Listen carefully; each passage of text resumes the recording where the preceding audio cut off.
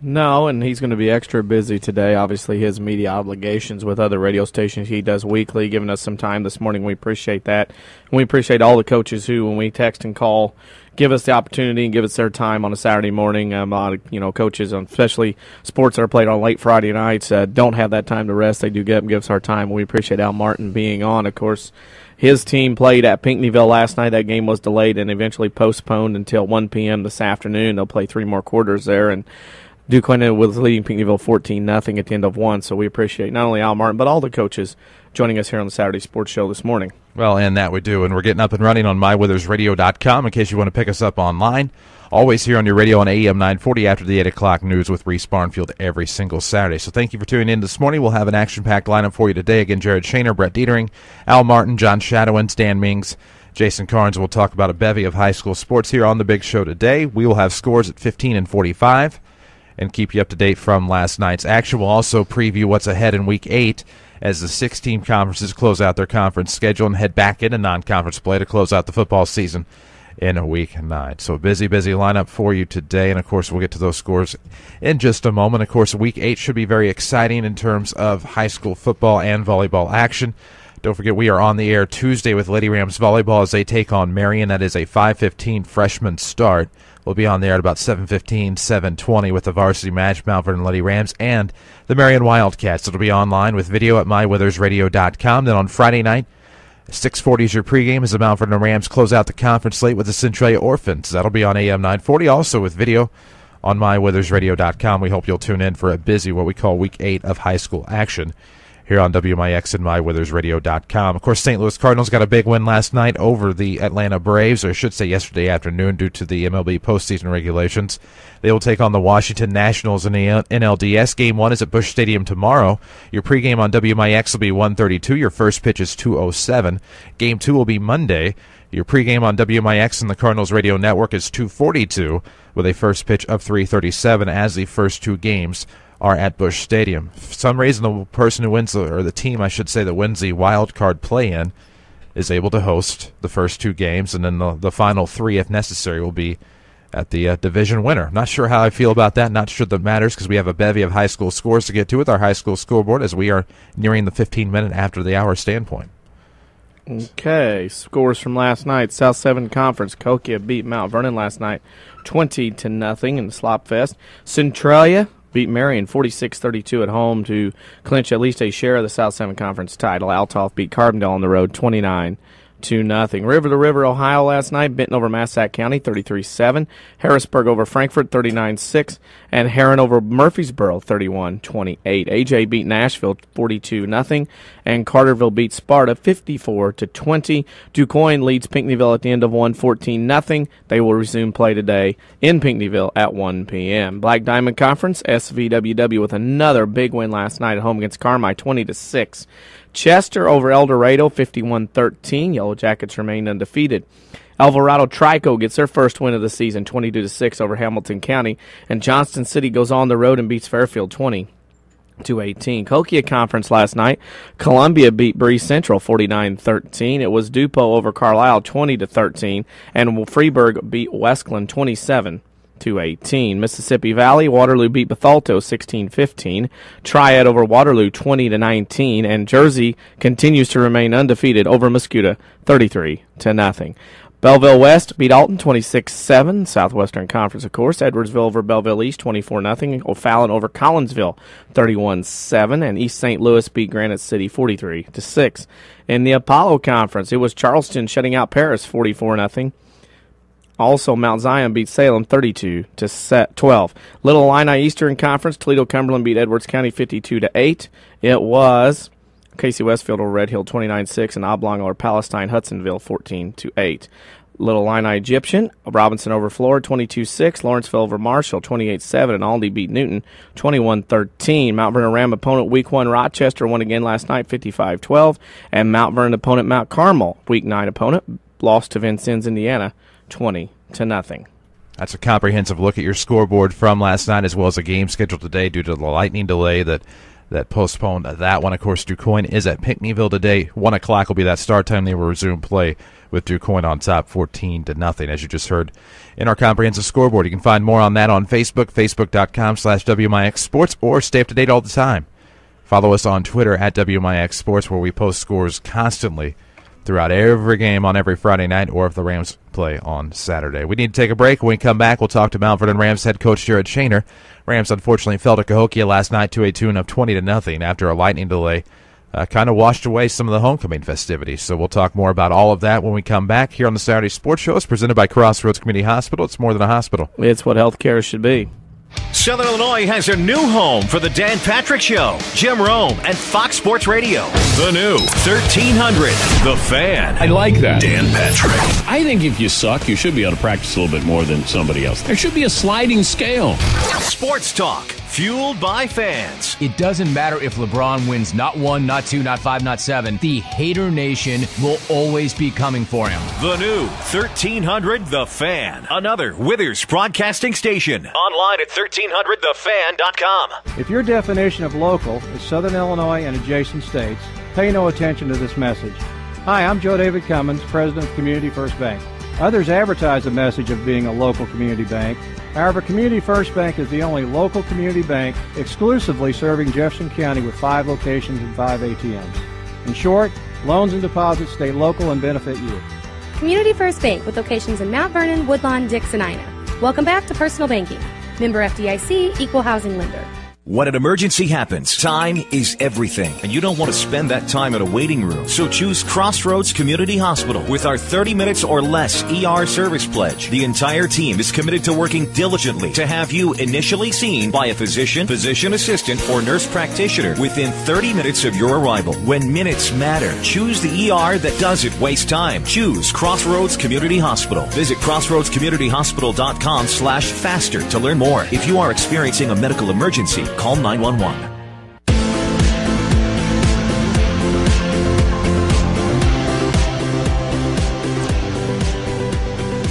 And we welcome you back to the Saturday Sports Show, WMIX, MyWithersRadio.com. Glad to have you along for the ride, courtesy of Crossroads Community Hospital. It's more than a hospital. It's what healthcare should be. Welcome to the program now, Mount Vernon Rams head coach Jared Shaner. Coach Shaner, good morning. Good morning, guys. Tell you what, last night, and this is going to be my first question out of the gate, how do you keep your kids in the game? You get started, you have about 4:45 left to go in the second quarter, down 6-0. All of a sudden, lightning comes in. You start to notice the lightning bolts in the background and have to go into the lightning delay. We had a delay before we ever started in Mascoutah. We had bad weather before we ever got started at Triad to push it back to a Saturday. But what do you do whenever it comes right in the middle of the game like that? Well, I think you just have to make sure the kids are, staying focused, and you do that by, I guess, keeping them occupied more than anything, not giving them downtime. And so we went in the locker room, and I took some time in there to talk to them, and then Coach Kessler, who coaches the defense, took some time to talk to them, and just kind of kept them informed of what was going on. How many minutes we had until we'd go out, or if they restarted the clock, which they did a couple times. So that was kind of our, what we tried to do with them last night. You go into the game last night, field conditions your way, and I thought early on that you guys were moving the football very well, and the thing was Cahokia took advantage of the short field. Did you feel the delay hurt you more than it did Cahokia as far as the momentum of the game went? Well, I'm not sure if it was the delay but yeah, I think just the general feel of the game was right from the start. We didn't communicate on a kick return, and it was just bad field position. It felt like the whole first half, and we moved the ball a couple times, got a couple first downs, but still kind of felt like you were buried down in a hole. You punt it out, and they've only got a 50-yard field, or 60 or 40. So just the field position didn't feel good the whole time. And then we came back from the delay. We had them on the I think it was 4th and 9, and let them score from the 9-yard line. And that was kind of a frustrating one. It was 14-0 at that point, and I thought maybe if we could have held them out and had the ball back, and kind of ran the clock out before half, that might have helped us a little bit, but that's not the way it went.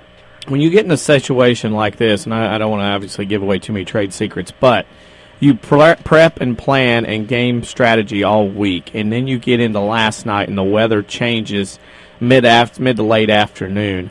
How much of your playbook was actually in use last night compared to a night where it wouldn't have been so rainy and muddy and wet? Well, it's difficult. Passing was virtually impossible last night for either team, and I think in that case that probably benefited them a little bit more. Not that we go out and throw the ball a lot, but I think the thing that gets overlooked, and I was frustrated as a play caller last night, is Cahokia's defense is really good. They've just got a lot of big, fast, physical kids, and they held Marion to 14 points. They shut out Carbondale. They shut out us. They held Centralia to 8 points, which is about 40 less than their average. Their defense is really good, and we struggled. We've been running the ball well, and we struggled to. They were just more physical than us. And then you take away, the weather and the field conditions took away, the other aspect of the game, which is throwing the ball, and it just made it difficult to do anything offensively. When you're in that delay and you have the kids cornered or in an area sequestered so they're not outside, running around or whatever, do you let them kind of get away, clear their heads, or are you always with your staff game planning, hey, guys, when this comes out, we got to be ready to go? What goes on during that? Typically what we do, and this would be a delay or even just a regular halftime, what we do is, as a staff, we would meet, kind of bounce some ideas off, talk about what we need to talk with the kids about for the first, kind of depending on the time, but 3, 4, 5 minutes. That gives the kids time to get in the locker room, use the restroom, get a drink, get off their feet, take their helmet off, maybe take their pads off. And then we would go in and talk to them as a team. So that's kind of how it went last night too, with the weather delay.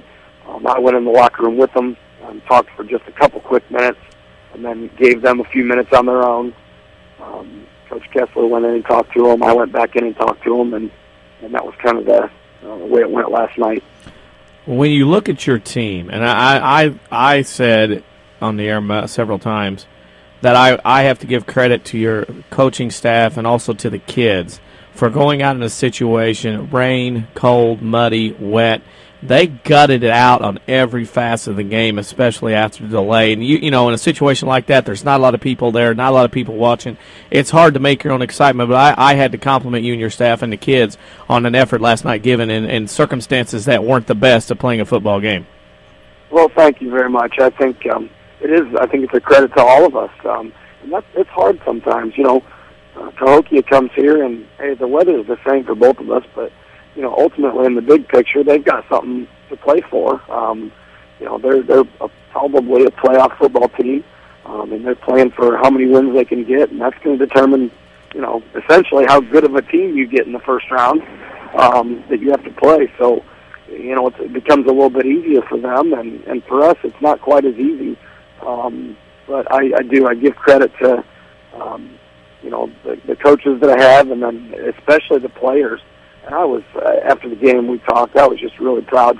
The second half, we had guys on defense that, it was cold. And if you've ever, any of the listeners have ever been in this situation, when you're out there playing specifically, but even just standing and you get wet, your toes hurt and your fingers hurt. And then when you get them, smashed between face masks and all the things that go on in football, it would have been pretty easy to say, well, this game's over. But our kids, they played with some energy and emotion in the second half and got excited when they made plays. And, we talked about at halftime, just, hey, it's 20-0, let's win this half. And unfortunately, we couldn't move the ball well enough offensively, but the defense did a great job. To lighten things up a little bit, does it help, you think, when the kids look over at the sideline and in 40-degree weather see the coach wearing a hoodie and shorts? Does that maybe help them feel a little less cold? I don't know. I think they just think I'm a little bit crazy sometimes. Well, sometimes that's not bad. Maybe that does help, yeah. Of course, the Centralia Orphans come in, a nice little rivalry there between Mount Vernon and Centralia. The Orphans come in undefeated on the year. A great chance for the Mount Vernon Rams to play the role of spoiler and prevent them from running the table in the South 7 for the first time since like 77 or 69. Is that something you can play up a little bit, try to play the role of spoiler? Well, I think so, and I've already, the life of coach, you can't leave the stuff at school or at work, and you take it home with you and you think about it, and I've already kind of been typing our game plan for next week and putting the scouting report together for the kids this morning, and that word's come up a couple times already. And I think that definitely, I guess, plays into our hands. Hey, they're a really good football team. They have a chance to maybe have an undefeated season, and it would be great for us. It's obviously our biggest rivalry. Nothing would be more sweet on senior night than to beat them and give them one black mark on their record for the season. Well, if I remember correctly, last year was a very close game. It ended up being like 152 to 147 or something along those lines. But right around there. Is that something that kind of helps get your offense going a little bit to get excited and kind of be chomping at the bit, knowing that, hey, this was a shootout last year, tighten some things up on defense this year, and maybe we can come away with that victory?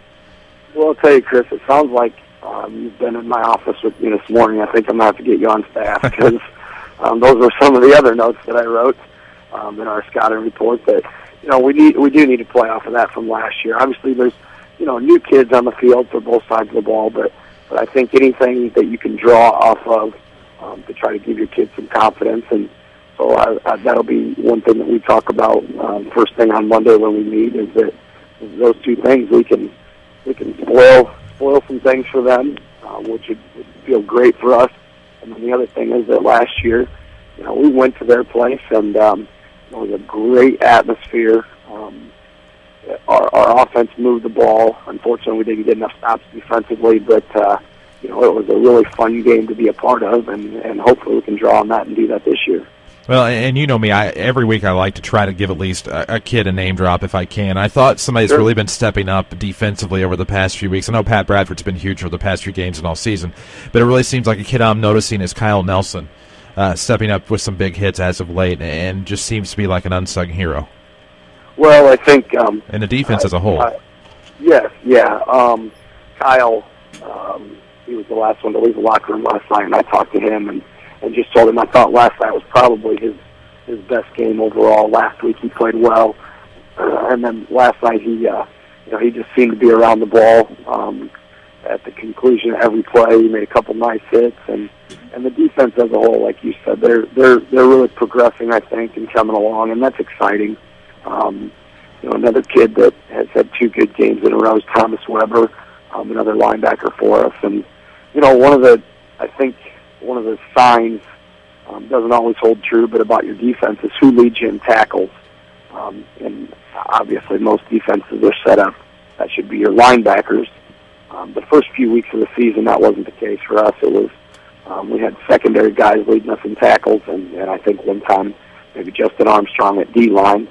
And the last 2 weeks, we've had linebackers lead us at tackles. So that's a good sign that some improvements going on.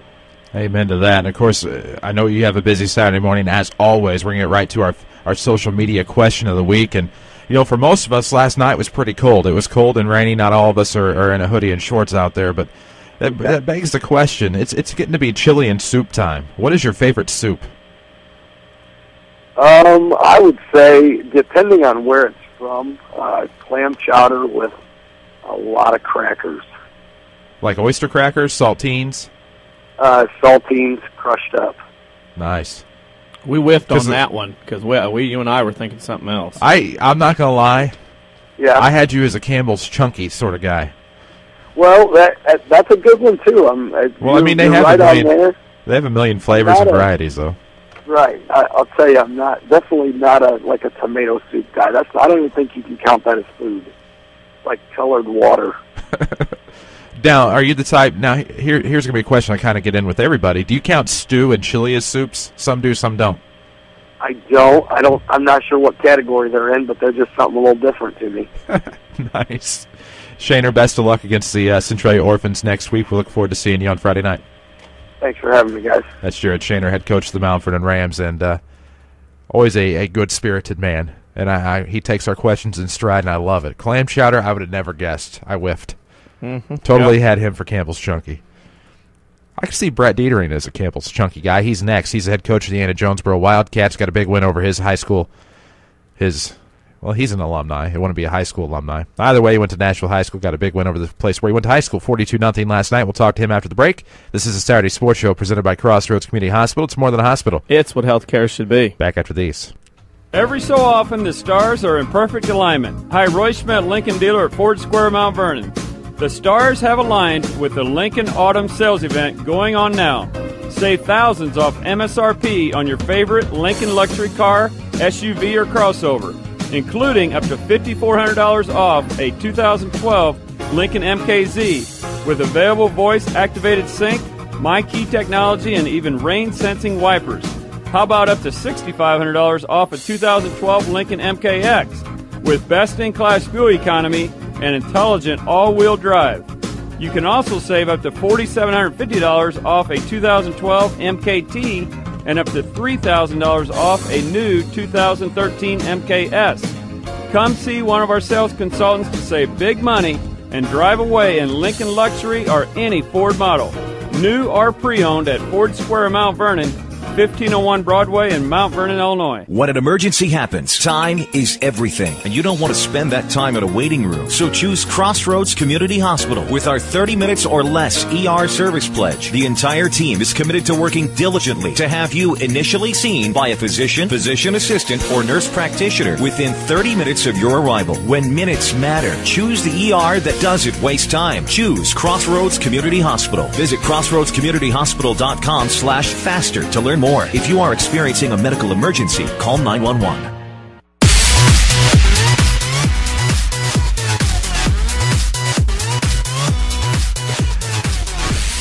And we welcome you back to the Saturday Sports Show, WMIX, MyWeathersRadio.com. Glad to have you aboard. Powered by Crossroads Community Hospital. It's more than a hospital. It's what healthcare should be. Welcome next to head coach of the Anna-Jonesboro Wildcats, Brett Detering. His team a 42-0 winner over Nashville last night. Coach, good morning. Good morning. Big night at AJ last night, of course, and it was a rainy, cold night in most of Southern Illinois. Get a big win over you're an alumni at Nashville High School, let's just put it that way. Get a big win over the Hornets, 42-0 in river-to-river Mississippi play. Always a good thing to get a win over the Nashville Hornets. Yeah, it's I've been gone for 20 years, so even though I graduated from there, I still spend the holidays there with my parents, and it's always nice of going back there that on years that we win, you feel like you can walk around town head held high and things like that. But any win at this point, for us is a good win for us, and for us last night was about getting that sixth win and automatically qualifying for the playoffs. We're pretty sure we weren't going to have enough points, so 6 wins was kind of our automatic playoff berth, where, last week we got 5 to get eligible, but knew that wasn't going to be enough. Speaking of enough, I can't believe you and I have been out of high school 20 years, first off. Back in the day, remember all those days there. But you get your 6th win, 13 years in a row now in the playoffs. Does any year stand out right now? Obviously, current year is going to, you're in the middle of it, but does any year stand out as one of those that was one of those great years of making the playoffs in his 13-year run?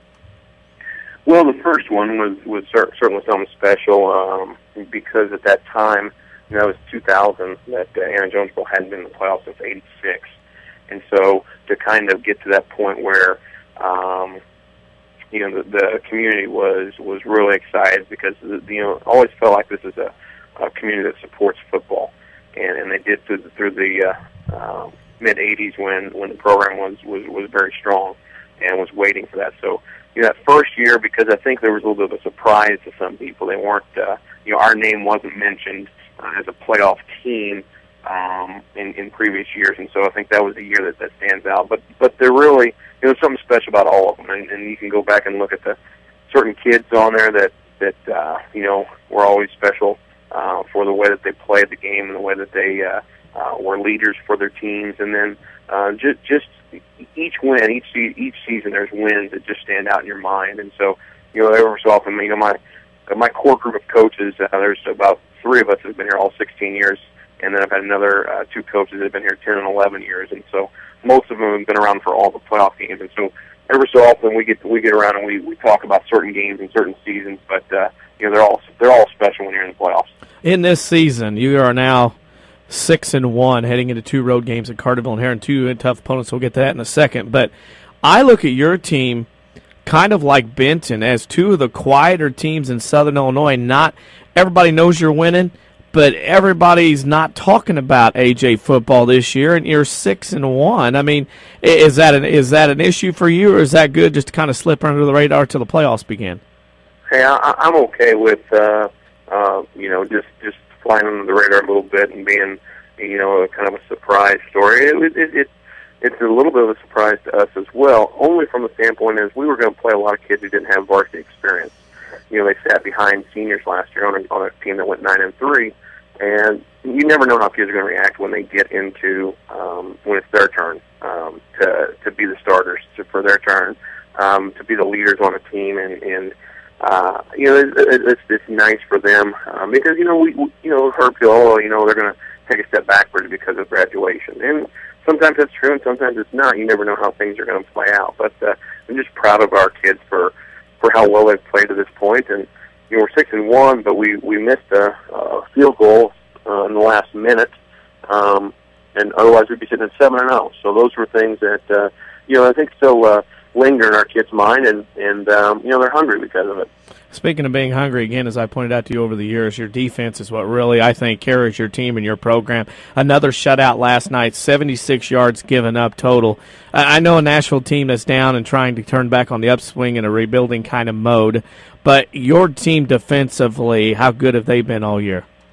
They've played very, very well for us, and the unique thing for us is, we play Nashville, who's a double tight, double wing, and they're going to run, most downs, and then you see Sparta and Pinieville the weeks before who were spread teams, and you see a wing tee from Quoin, and you see a triple option from West Frankfort, and you just see different things week in and week out, and so your kids have to be able to kind of adopt a little bit of a new game plan, a new defensive philosophy every week because of it. And your offense, you can just basically run similar plays week after week, but your defense has to be able to adapt to what they're going to see and adjust to formations, and some weeks you don't get much to build from one week to the next because you're seeing something completely different. So in that regard, I'm extremely proud of our kids and how well that they prepare. And I really don't know that we have any superstars on defense, but it stands out. It's just a bunch of blue-collar effort from a lot of kids who are just in there grinding and doing the best they can with we've got some undersized kids in some certain spots, but they seem to battle and fight and take pride in what they're doing. Your team is in with the 6th win last night. In the next 2 weeks, you're going to be on the road. You're going to go at Carterville and at Herrin. 2 teams still battling to get in the playoffs. Is this basically right now playoff football for AJ from here on out as far as it goes, as far as playing teams not only battling for their playoff lives, but then into the playoffs and season battling as well? Yeah, I do think that those are going to be, like a couple extra rounds of the playoffs. And yet at the same time, you realize that if for some reason that you don't get it done, you can come back, watch the film, correct things, and you're still going to be in the playoffs. Those games are not one and done format, so to speak. But you certainly know that the teams that you're playing are going to be know that the significance of the game, the importance, and you have to be able to match the intensity that they're going to have, especially when you're on the road. People play well at their home facilities. Carterville and Herrin are no different, and it will feel like playoffs because of the significance for the other team, and hopefully for us, it kind of gives us good preparation for when the playoffs do actually launch. Speaking of that, the Herrin change on the end of the schedule, you have usually played Benton at the end of the year, now play Herrin. Have you been looking down the line as far as pegging enrollments and where AJ will fall as far as your team Class 3A, 4A in regards? Maybe you'll see Herrin maybe once, but maybe twice in the playoffs? Well, I don't think that's going to happen. I mean, our enrollment, like many schools in Southern Illinois, seems to be on a steady decline. I mean, our football enrollment this year is 499. That's going to be solid 3A. There's I think the projected cutoff is probably around 570, and it's gone as high as 620 in the last 3 or 4 years, and it's gone as low as 547, I think. Well, either way, that puts us easily into 3A. So I don't think that we would see Herrin a second time, but you never know how things work out. Sometimes some strange things end up happening just based on what teams get in and what teams what teams don't. But it doesn't look that way. And if that's the way it happens, that would be fine. We just know that we've got two good teams left on our schedule, and two teams that are going to challenge us, and hopefully we rise to the challenge and are able to keep playing well. Speaking of rising to a challenge, I'll change it a little bit as far as it goes to another football team. Are you as disappointed as I was Monday night in the Dallas Cowboys effort? Well, yeah. Another guy on my staff is also a Cowboy fan, and so we sit there and and I have another guy on my staff who's a Bears fan, so it wasn't really a good Tuesday morning necessarily with that. And I jokingly said, well, I guess since Romo's receivers weren't going to catch the ball for him, he decided to throw it to at least people who would catch the ball, and so throwing to the Bears with the 5 picks, and you just don't know. You would think you always want to think about home field advantage, but I think the stat was 14-12 or 18-14 or something like that. The Cowboys are in their new stadium. I'm thinking that doesn't seem much like a home field advantage. Maybe there's too many distractions in that huge stadium that they've got with the shops and the places and other things there, and the dancers up around the stadium. I don't know. Something just doesn't seem quite right. Of course, speaking of distractions, we're going to go off topic with our WMIX Sports social media question of the week. Last night obviously harbored in a nice chilly, rainy night, some frost overnight in some areas of southern Illinois.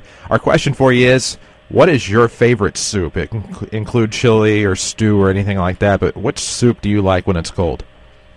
I don't eat soup. I don't eat hardly anything that you have to use a spoon. I want to be able to have a fork. I want to be able to stab probably a piece of meat, some potatoes, those type of things. So occasionally my wife will fix chicken noodle soup. Her and the kids like it, and I eat chicken noodle soup. But trust me, if I normally don't eat anything that requires a spoon. You are a lot like me. I'm not a big soup guy. There are some that I'll eat because they're thick and or they have chunks of stuff in it. So I'm the exact same way. The closer it gets to being solid food, the more likely I am to eat it. And some people say, well, then you'll like my chili because I make it really, really thick. I'm not a big fan of tomato sauce or tomato juice, I should say. I like tomato sauce, certainly like pasta. But tomato juice is no good, and I don't like beans. And that's pretty much two of the main ingredients in chili. So chili's pretty much been scratched off the list a long time ago. Well, that certainly makes a lot of sense. Coach Detering, good luck to the Wildcats the rest of the way. We look forward to talking to you again soon here on the Saturday Sports Show. Thanks, guys. That's Brett Detering, head coach of the Anna-Jonesboro Wildcats. And, of course, 42-0 was their win last night, and they are now in the playoffs, 6-1. 13 years in a row, the longest current streak of getting into the playoffs now in Southern Illinois as far as the South 7 Black Diamond and River-to-River conferences are concerned. I heard a rumor that he knows what he's doing. Well, again, and I use the word rebuilding kind of lightly. We had a discussion. And I say that lightly, by the way. Well, and I had a discussion with a current assistant coach in the area last weekend. We were talking about what does rebuilding mean. And when he took over, there wasn't a lot of winning going on at Anna. There was very little, if any. They had gotten away from the mid-'80s where they were a powerhouse, winning a state title, going to state. And off the Mike Rood to Milton Young, there was some downtimes, and there was actually some rebuilding to do as far as winning and the program goes. That was a rebuilding job, much like Centralia was now with Ray Calling. That's rebuilding. And it was a tough situation to step into. One of our friends was a young head coach down there for a couple of years as well before going on to girls basketball stardom. Right. So. Well, and it's one of those deals where if the team has won some games the previous years, 2, 3, 1, whatever, I don't consider that rebuilding because they know how to win. It's just a matter of getting them to win more. This is a case of where he had to go in and reteach the culture of winning from bottom up, and I think that's the key in what this is as far as Brett Detering has done at AJ, the 13th straight year they are in the playoffs. Of course, we need to take a break here on the Saturday Sports Show. When we come back, we will have a scoreboard update, and then we'll take another break and come back with Al Martin. But scores ahead here at the 45 on WMIX. The Saturday Sports Show is presented by Crossroads Community Hospital. It's more than a hospital. It's what health care should be. Back after these. How does Dale's Harley-Davidson in Mount Vernon stay the longest-running Harley dealer in Southern Illinois? How about free pickup and delivery and being the home of the $29.95 oil change? Plus, get financing as low as 1.5 APR, along with the best selection of certified pre-owned Harley-Davidsons. So now you know how Dale's Harley-Davidson stays number one. Dale's Harley-Davidson, open every day but Wednesday, just off of I-57 in Mount Vernon. Visit dales-hd.com and follow us on Facebook and Twitter. Attention all Medicare Part D pharmacy patients. The annual enrollment period begins earlier this year, October 15th, and ends December 7th. And the Medicine Shop Pharmacy is ready to help you. Stop by or call to make an appointment with Eric Black or Tracy Adams. They'll review your current prescription plan and help you manage your Medicare dollars. Here's pharmacist and pharmacy owner Eric Black. What we offer to our patients is to sit down with them and answer questions that they may have about their medications, really with the end goal of being to maximize their dollars, because that's, after all, what patients really want. We'll take appointments, we'll sit down with them, take as long as it takes to help them choose a plan that is effective at meeting their needs. Remember, the good folks at the Medicine Shop Pharmacy are never too busy to take care of you. They look forward to understanding your healthcare needs and will focus on keeping you well. The Medicine Shop Pharmacy, 2339 Broadway in Mount Vernon. To call to make an appointment, call 618-242-8776.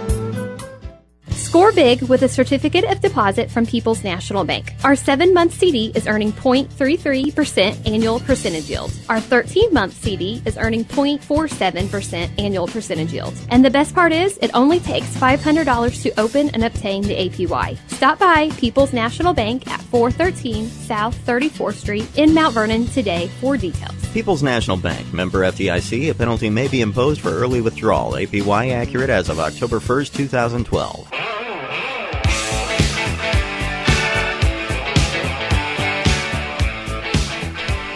And welcome back to the Saturday Sports Show, WMIX, MyWeathersRadio.com, presented by Crossroads Community Hospital. It's more than a hospital. It's what healthcare should be. A little past the 45-minute mark of the 8 o'clock hour, but it's time to run down our high school football scores from last night. We'll go quick. And, of course, they are divided up by conferences for your reading. Actually, easy reading, because they're divided up by conferences and such and whatnot. They're South organized. 7, yeah, they're very organized. We've been doing that for quite a while this year. South 7 Conference, Koki over Mount Vernon 20-0. Centralia over Marion 46-32, and Althoff beat Carbondale 29-0. Benton over Massac 33-7. Harrisburg over West Frankfort 39-6, and Herrin over Murphy 31-28.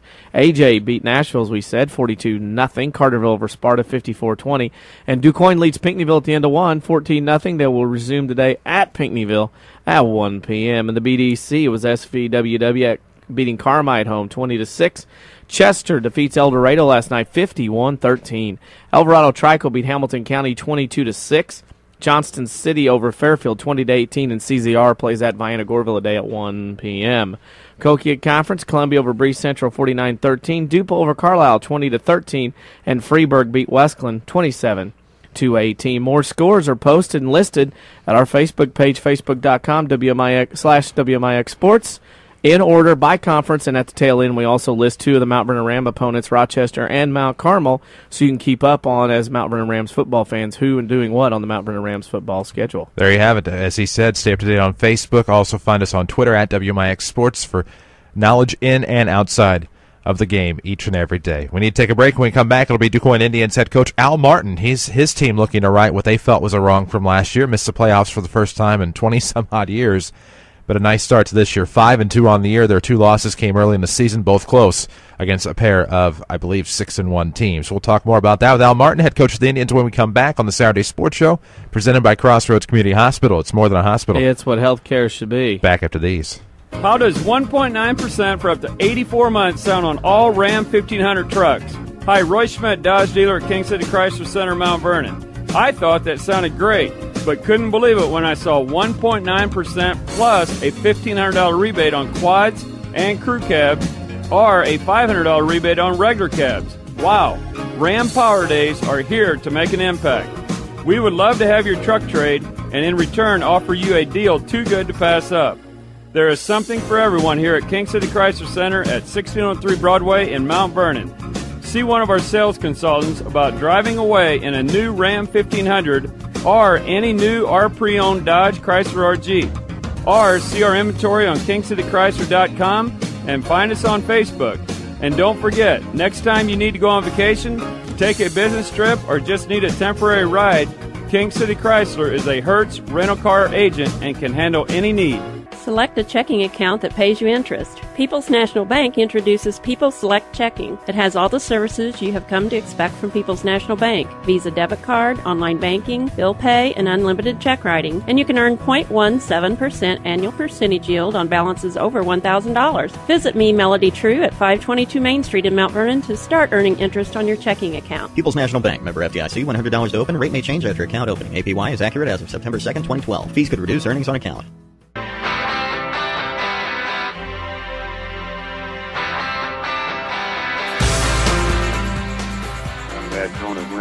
Got in there and Welcome you back to the Saturday Sports Show, WMIX, MyWeathersRadio.com. Glad to have you with us, courtesy of Crossroads Community Hospital. It's more than a hospital. Yeah, it's what healthcare should be. There we go. Proud to welcome to the program for the first time. He is legendary Quoin Indians head coach Al Martin. Coach Martin, good morning, and thank you for taking the time to join us today.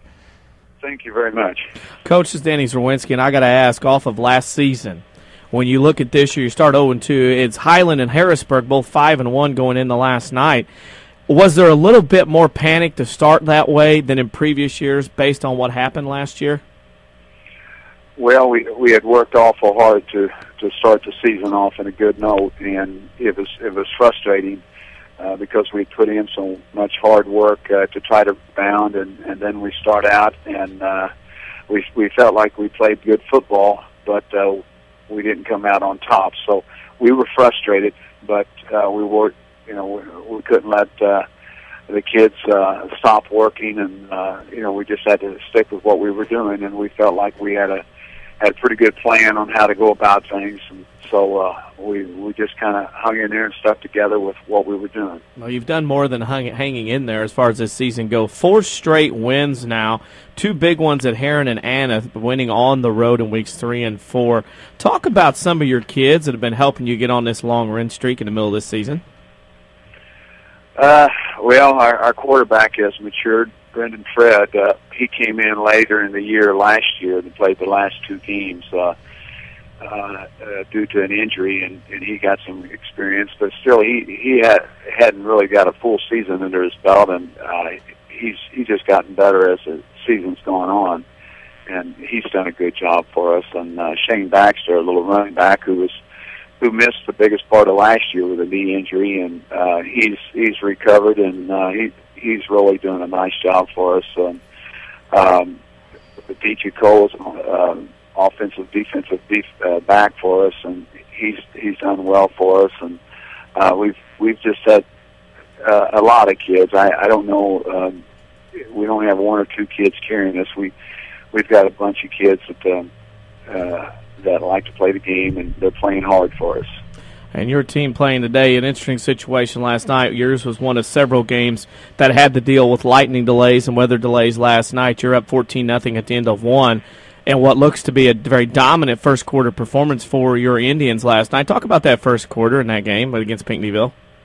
Well, it really wasn't a dominant performance. It was rough. The weather was rough, but we're playing against a good ball club, and we're going to have to continue to play hard. They've got a good scheme going against us, and they're taking some things away from us, and we're having to make adjustments, and we're going to just have to make some adjustments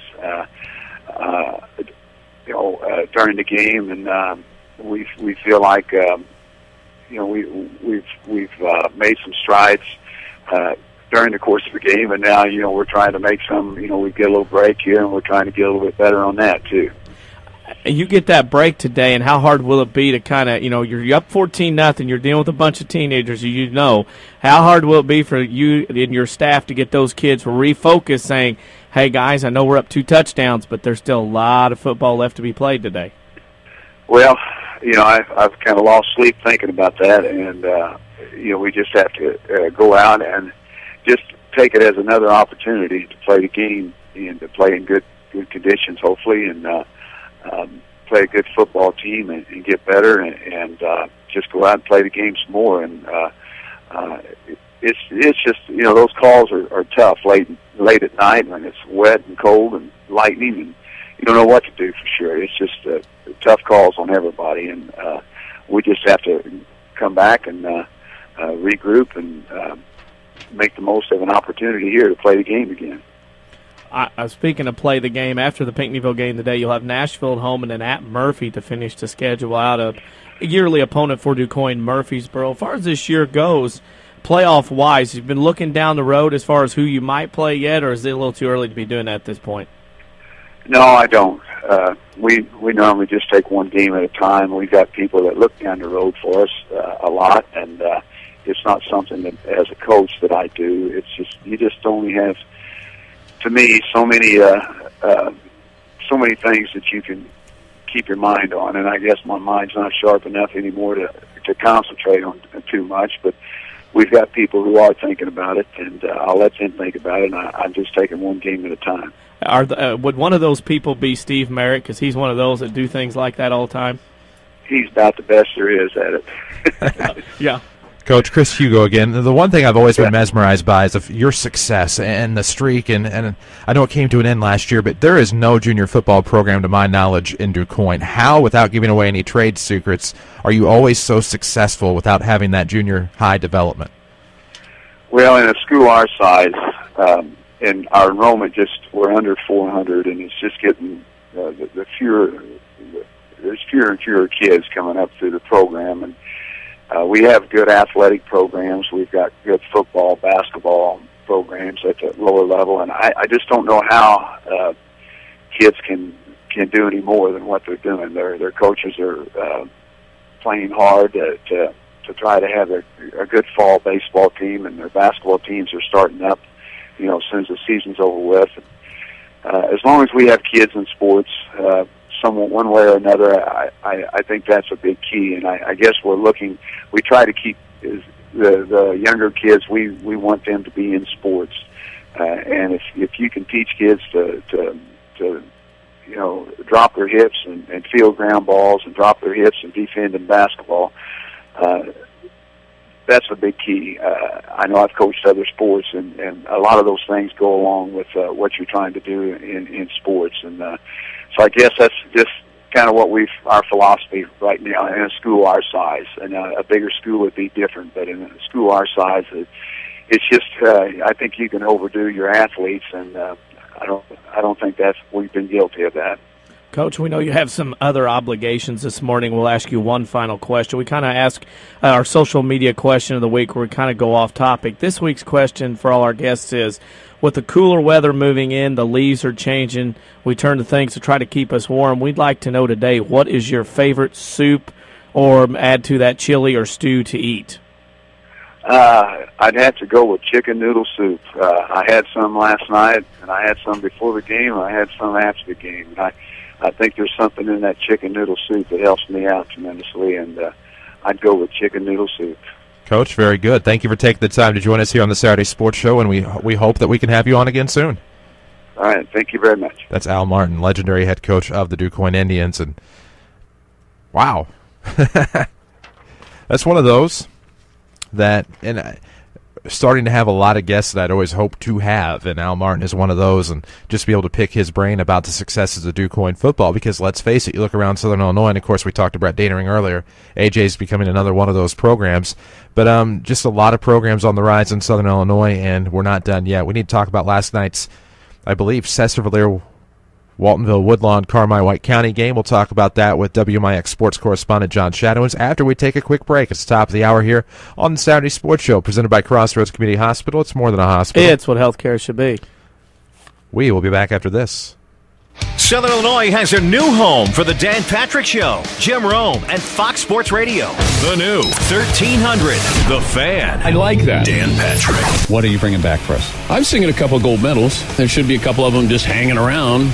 These guys go to the bar and put it down. Sports talk, fueled by fans. The best smack talker in all of sports lost to the best fighter in all of MMA Saturday. The new 1300, The Fan. Another Withers broadcasting station. Online at 1300thefan.com. This is WMIX, Mount Vernon, Marion, another Withers broadcasting station. Hi, I'm Elaine. I've been a nurse with Good Samaritan for many, many years. One of the best things about my job is knowing that I work for a hospital that cares so much about the community. We're dedicated to attracting the best physicians and investing in the most advanced medical technologies. Whether it's radiology, oncology, or advanced heart care, we provide some of the nation's most advanced treatment options right here in Southern Illinois. That way patients never have to travel far from their families to receive the care they need. I'm always happy when families come visit. And starting in 2013, that sort of thing will happen even more. That's when Good Samaritan opens our all-new regional health center. Everything about the new center has been designed with patients in mind. It features all private rooms and family-friendly areas that make it easier for visitors to stay overnight. I can't wait to see what Good Samaritan does with this exciting new facility. Good Samaritan Regional Health Center. Raising a hospital, raising the bar.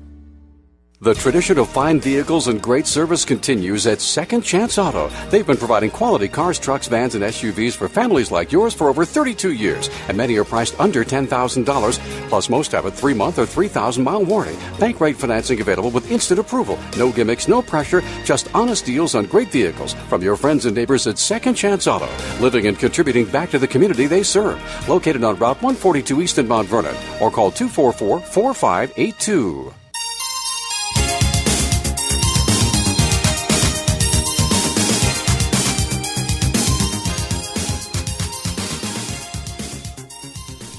And we welcome you back to the Saturday Sports Show, WMIX, MyWeathersRadio.com. Glad to have you alongside. Presented by Crossroads Community Hospital. It's more than a hospital. It's what healthcare should be. Of course, we're connecting with John Shadowens, WMIX sports correspondent, as we speak here on the Saturday Sports Show. We'll get to him in just a moment. Of course, we'll run down some scores at 15 past and 45 past the hour here on the Saturday Sports Show, but it was a busy night of high school football last night. We'll get ready to talk about that Sesser-Valie, Woodlawn, Waltonville, Carmi-White County game here in just a moment. But that was a big game last night for the Red Devils in terms of trying to stay qualified for the playoffs. Well, that's huge. I mean, in the Black Diamond Conference right now, which is so topsy-turvy and who knows what, where, and when, at 5, if they're at 4-3, they have Alvarado Trico next week, which they should be favored to win. 5 wins gets them in, and then you may be able to knock off an El Dorado team who, of course, started out 3-0, but have went 1-3 since then. So Sesser-Valie, Waltonville, Woodlawn making some hay here in the middle of their schedule on this playoff push. Well, and they are. And you look at the BDC and you think, well, not every 5 and 4 team's guaranteed to get in. Well, thankfully, in a close conference, your odds are a lot better because every record has a set amount of playoff points when it comes to a close conference typically. So we'll see what happens this year with the Sesser-Valie, Waltonville, Woodlawn Red Devils. And, I mean, that could be a thing for them, and you know, it would be very strong for them to be able to make another run to the postseason. I think if they can win next week, which they are favored to do, and, of course, nothing is given in high school football, as we saw with the weather last night, that you are looking at the fact that I think you will see Sesser-Valie probably get in. If they can beat Alvarado Trico 5-3 and then take their chance with El Dorado, they may be 5-4 getting in, but hey, they'll be in if they can get one more win, it looks like. Well, and we will certainly see. And we welcome to the program now. He is our WMIX sports correspondent. He is John Shadowens. He was at that Red Devil Bulldog game last night. Coach, good morning. Good morning, guys. It's a great morning. Not such a great night last night for high school football. A couple of lightning delays around the region, but it was cold and it was chilly, and that to me is football weather, and it seemed to be a great night outside the lightning. Yeah, you know, last night wasn't very comfortable to stand in. For the Red Devil fans last night, I think it was good enough. You know, they're awfully happy with that win over the Bulldogs. That win over the Bulldogs, a Carmi team I know is dealing with injuries right now, but still, Sesser-Valie, Waltonville, Woodlawn had to come out and put it away and get it done. And this Red Devils team seems to be finding their stride in the middle of the year against opponents like Fairfield and Carmi, especially in this part of the season. Yeah, they do. You know, the Red Devils are really a senior-laden team, and there are several kids on that team that played a lot of football. You know, you've got Matt Louse and Justin Kulik and Derek Hood and Trey Widges, and those kids have seen a lot of big football games. They've played in playoff games, and you're right about them hitting their stride. I think that they've adapted to Coach Hollis' system now, and they're doing a great job. I look at the offense last night, and Carmi outgained Sesser, outgained Sesser obviously in total net yards and rushing yards. Sesser beat him in passing yards. If you look at the box score and see that, you think, how did Carmi lose in that situation? Well, I'll tell you, it all started in first possession of the game. Carmi kind of had a botched punt, and Kulik blocked the thing and landed on it in the end zone. it's a quick 6-0 game, and Carmi had a nice long run and a little drive of their own to tie the game.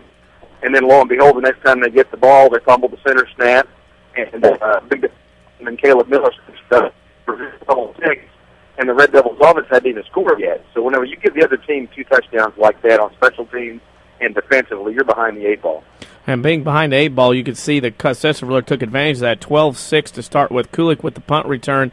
Carmi comes back, but Sesser-Valie scores again on a fumble recovery. Then Sesser-Valie scored a touchdown.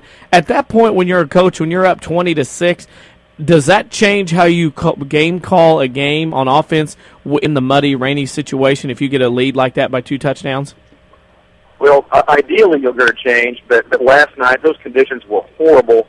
And inexperienced Carmi quarterback, they were having trouble with the center exchange, and Kurt's hands were really tied last night. I mean, their passing game probably wasn't ready yet anyway after only having a week to prepare. And then you had the conditions into it. Kurt was really behind the 8 ball there. It was interesting watching both coaches adapt to that. And I think that SV had an advantage there. They had played a rainy game with Chester back in week 2, and the coaching staff had hoped that was going to be a difference in the game, the fact that they had played in the rain, and Carmi really hadn't. I look at you, and you've had this experience of coaching. With all the weather is going to be a story of 2012 for high school football around Southern Illinois.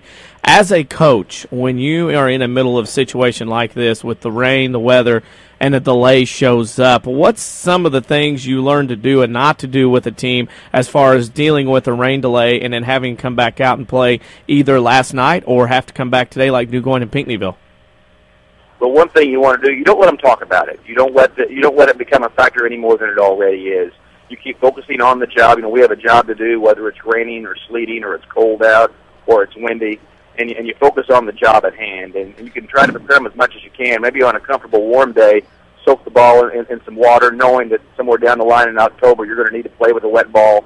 So you kind of do some preemptive strikes there with that. But when the conditions get there, you try your best to ignore them and not let the kids talk about it. And ignoring and get that job done and take care of that. As a coach, last night, you game plan all week. Monday through Thursday, you're game planning, you're practicing, you're strategizing. All of a sudden, the elements take over. Mid-afternoon, we have a downpour, rain, cold, wet, muddy field. How much of an adjustment in a playbook for a coach does that matter as far as the weather conditions and field conditions go? It depends on your playbook. Like last year, we had a lot of shotgun, and I know Johnny has a lot of shotgun in his playbook this year. I'm not saying that's out the window. It depends on how much trust you have in your center and your quarterback and that sort of thing. But you tend to go to a safer game plan, and it sure helps if you have good special teams and a good defense, and it appeared like the Red Devils did last night. Sesser-Valie, as we said, moves on. Let's get to some other stuff going on in the Black Diamond, and this is an interesting team, I think, when I look at it. 2 teams stand out to me. El Dorado started the year 3-0, now 1-3, I believe. Fairfield stubbed their toe enough. They're in trouble. What's going on with these 2 teams? Because they seem pretty dominant early on in the season. Well, I'll tell you, it's all about scheduling. If you get some of the lower tier teams in the front of your schedule and you get up to a good start, that's all well and good.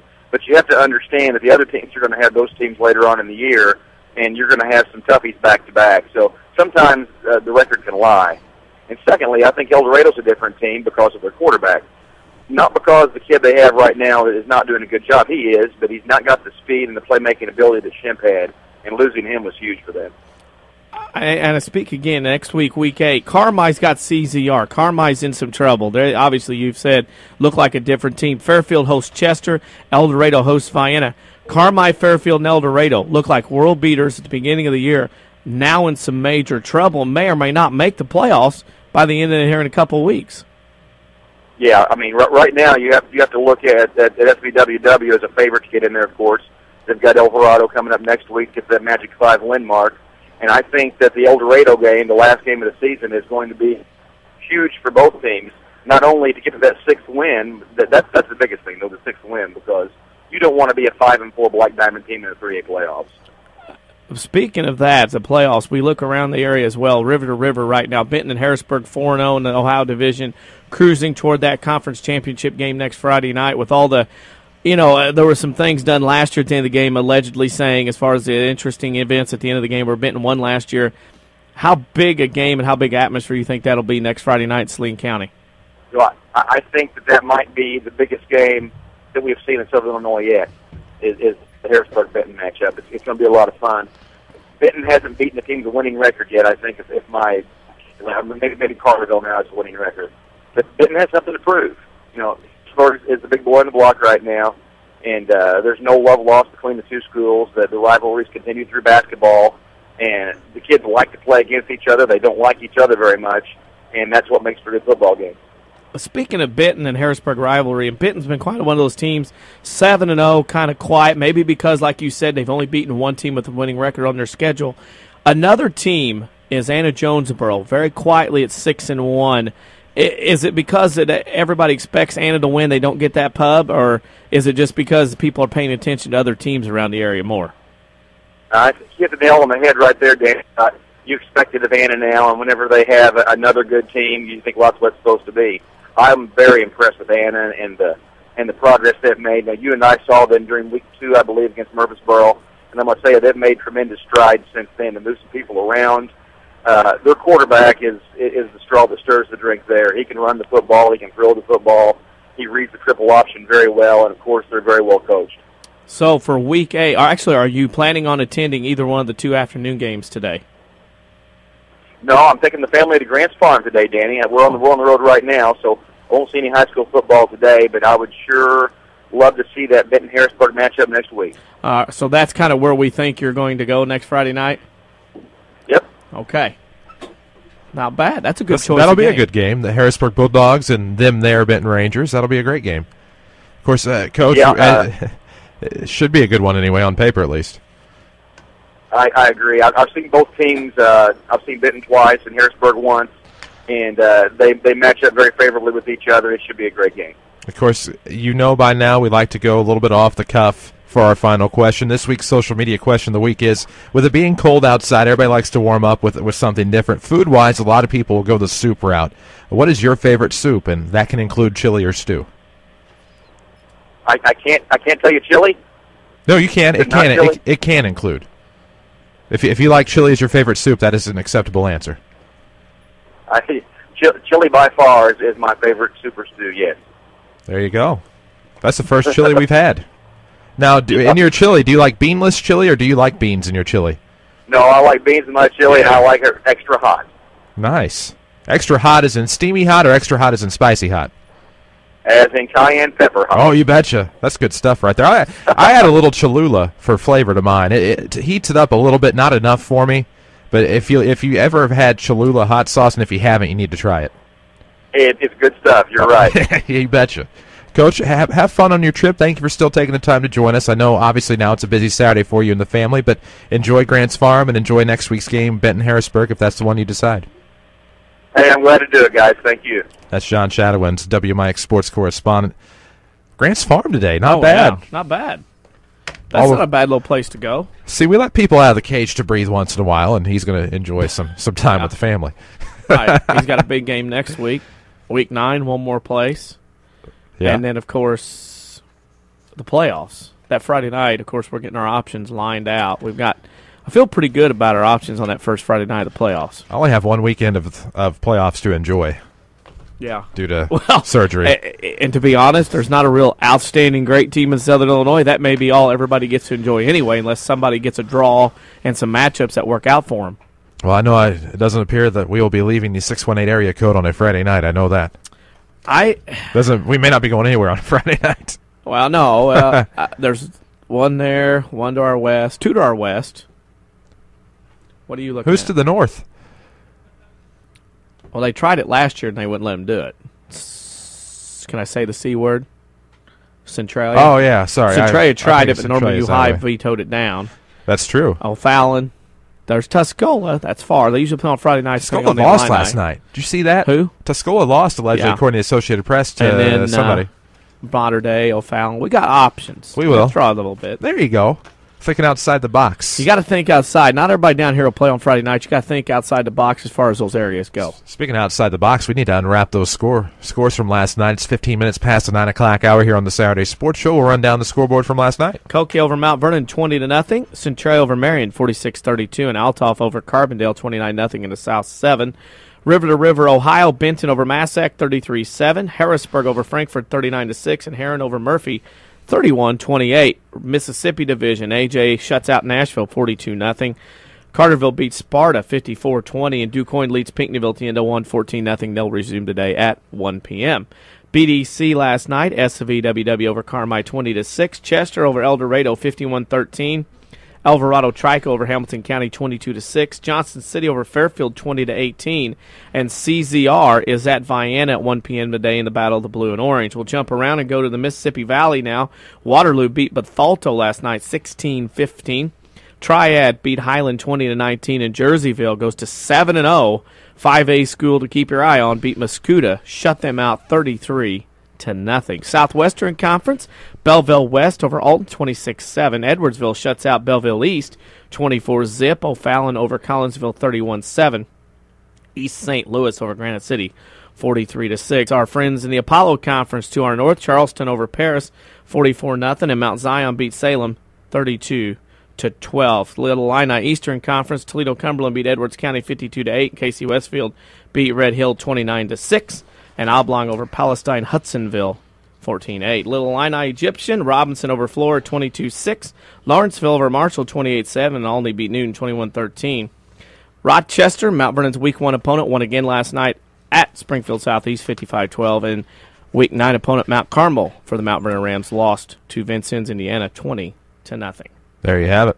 Look at your scores from last night. Some interesting Week 8 matchups set up, of course, in the South 7 Conference. The Mount Vernon Rams will welcome the Centralia Orphans. We'll have that game for you. 6:40 is your pregame on WMIX AM.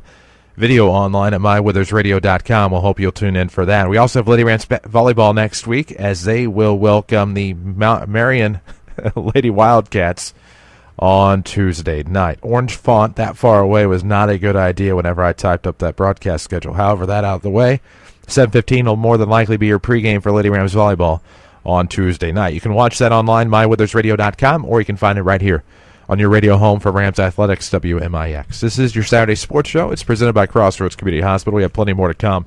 Here in the 9 o'clock hour, Dan Mings will join us to talk Johnston City football. Jason Karnes will join us to talk Herrin Tiger football. And, of course, we will talk to Quinn McClure, head coach of the Rams golf team. They qualified for the sectionals on Monday as they finished third in the Effingham Regional, I believe. Effingham took that regional over Highland, I believe, by a stroke, 312, 313. Rams, I believe, 6 shots back at 319. So anytime you hover around or below that 300 mark, that's very impressive in high school golf. At least I think. Not bad. Especially on the first cold day of the year. Sure. Very difficult when you've played all fall in 75, 80-degree weather, and all of a sudden the weather starts to change a little bit today. I'm playing at a scramble. It's going to be a little different, going from shorts and dry-fit golf shirt to long sleeves, more restrictions to deal with. There you go. But as Johnny Miller says, you have to make the adjustments. Absolutely right. Saturday Sports, of course, as you know, presented by Crossroads Community Hospital. It's more than a hospital. It's what health care should be. We'll be back after these. Don't just dream about a better job. Go get it with scores of programs that take 2 years, 1 year, or even just a few months to complete. Rend Lake College is your gateway to a career you'll love. From nursing to coal mining, from computer programming to cosmetology, and everything in between.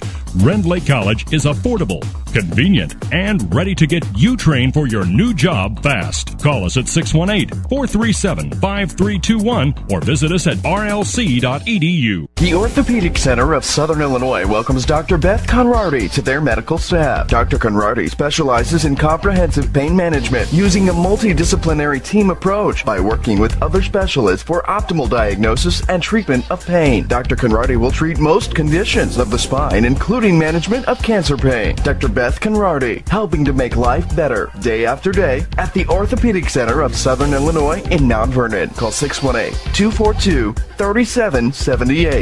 Learn to live healthy, learn to live well, and learn how you can live free from unexpected medical expense with a major medical expense policy from Pekin Insurance and the Page Agency. Health insurance that covers hospital, medical, and surgical expenses offers a wide choice of deductibles and a non-tobacco user discount, too. Rising medical costs don't have to be a problem with a major medical expense policy from Pekin Insurance. This is coverage we hope you'll never need, but you just can't be without. Call the Page Agency at 242-7000 about a major medical health insurance plan today.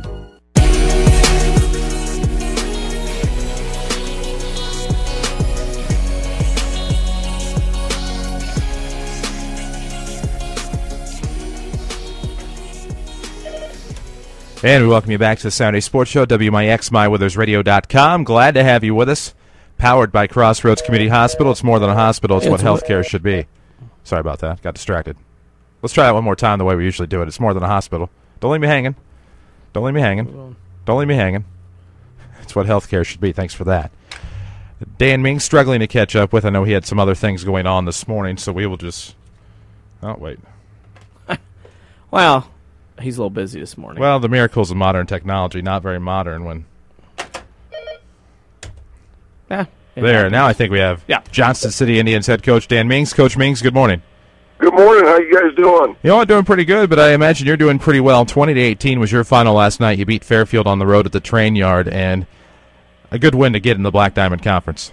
Oh, it's a great win for us. You know, I mean, Fairfield is a good football team, and we went over there last night on their homecoming and came out with the win. So, yeah, we're pretty excited about to get to that 5-2 mark. Your football season is probably a microcosm of the Black Diamond Conference this year. Nobody can figure anybody out. Is that how it's been going on in the Black Diamond Conference this year? Yeah, I mean, there's no doubt about it. I think everybody is, pretty much the same. You know, Chester's just a step above everybody else this year, but put the rest of us in a sack, and we're all the same. All the same. You get a big win last night. Late touchdown scored for your team at Fairfield last night. What was the game like? Did you guys have to deal with a delay of any sort, and how that affect your ball game if you did? Yeah, we did. We had with the halftime, came out, ran 3 plays, or Fairfield ran 3 plays, had another 45-minute lightning delay, and came back out and game on. But it was they had got so much rain over there during the day. I think it rained it was 6 hours before game time. I think is when they said it started, and it never stopped. And we were in a soup up to our ankles over there, and just water flowing. So it was a pretty tough atmosphere to play. Have you ever been in a game like that before with the conditions? I'm sure you have, but what one stands out in your mind previous to last night? You know what? Last year we played over at Chester, and the same type of thing happened. I mean, it was just a torrential downpour where you couldn't even hardly see the kids on the field. And but last night it was a little bit colder too. So there's been several times over the years that we've had to play in the mud. One time at Edwards County, we had to play up at Casey in a game like that. So I mean, I've been in a couple of them, but it was just a nasty, nasty thing. Nasty thing, your team gets a win to go 5-2, second in the BDC behind Chester. Chester obviously head and shoulders above everybody else. Your team now goes to Hamilton County in a big weeknight matchup on Saturday afternoon at home against Vienna, kind of heading down towards that line of Vienna, Johnson City, rumbling for something important that Saturday afternoon. Well, you hope, but we got to take care of Hamco first. I mean, that's one of the things that, you don't want to get trapped. We've had some weeks where we played very well, and we've played some weeks where we've played very poorly. So, I mean, this is one of those things that we can't overlook anybody because we may play poorly again. So, right now everything that I've got is going toward Hamco, and, I'm sure that homecoming and week 9 and all that stuff with Coach Root coming back to JC and, all that other kind of stuff is going to be pretty big. But, I don't worry about that for about 7 more days. Well, and we've been through this before, and I know I've asked you this before, but you have that risk of that trap game. I know there was one game in particular back here that was on the schedule that you had to concern yourself with, but how do you prepare for a game that could be a trap like a Hamco that comes in winless? Intensity, pedal down, don't let our kids breathe this week. I mean, it's going to be one of those things that we just have to push, just like we're going to play the Green Bay Packers. I mean, I don't care what the record is. It's irrelevant to me. The The part about you have to get 6 wins to be sure, that's the only thing that matters. Of course, Dan, I know you're busy this morning, so we'll get right to our WMIX Sports social media question of the week. It's cold. There was frost overnight in parts of Southern Illinois. A lot of people like to warm up with a soup or a chili or maybe a beef stew. Question is, what is your favorite soup? Well, this is the deal. My wife literally makes the best chili in the world. So I can't wait for the weather to get cold where she starts making her chili. So with hands down, it's my wife's chili. Chili, not bad. Do you like crackers in it or cheese or peanut butter or anything like that? Yes. Nice. Can't beat that. And, the people that know me, they know I like to eat a little bit, and so whatever's in it is good. There you have it. Enjoy your surroundings this morning, and we look forward to talking to you again soon. Can't wait, guys. Have a good weekend. You too. That's Dan Mings, head coach of the Johnston City Indians, and taking the time to join us this morning. No, he is busy, doing a weekly tradition this time of year for him. So he's out using a bow and arrow. You can figure out from there. Probably. I've been a part of interviews with people in deer stands. We've heard you can't beat the times that he's backing out a four-wheeler out of a truck and still on the phone. I have heard that. I've heard the bow season. I've heard shots in the background of deer hunting slug season. So I've had quite a few. We've had people. I've talked to people on an island on vacation before. So a little bit of different variety here as far as locations for some of our guests. You betcha. Of course, here on the Saturday Sports Show, we'll get to your scores about 45 past the hour. Here on the Saturday Sports Show, we'll run down your Friday Night Light scores from last night. And, of course, we look ahead to Week 8 just a little bit here while we have a little bit of free time. You know what? No. Since we have a little bit of time, we might as well tell everybody what our favorite soups are. I don't know about you. You may not be a soup. I've never seen you eat soup. Well, I eat all the time. I've seen you eat a lot, but not soup. Yep. What soup do you eat? I'm a potato soup guy. Yeah, I've seen the cans. Yeah, I have homemade seen that. Potato soup is hard to beat. It's a homemade potato soup. Mm-hmm. If we're counting chili, I hate beef stew, by the way. I despise beef stew. I don't know why. It's not bad if you use, a good roast. It's actually pretty good, I guess, but I just don't know why. It's one of those things that once I eat it, I like it, but just the thought of it makes me cringe slightly. But if we're considering chili a soup, I think it has to be chili. Otherwise, my better or worse half, depending on how you look at it, makes a mean, chunky potato soup with a little bit of cheese and cream base to it that I'm sure is very fattening, but very, very good.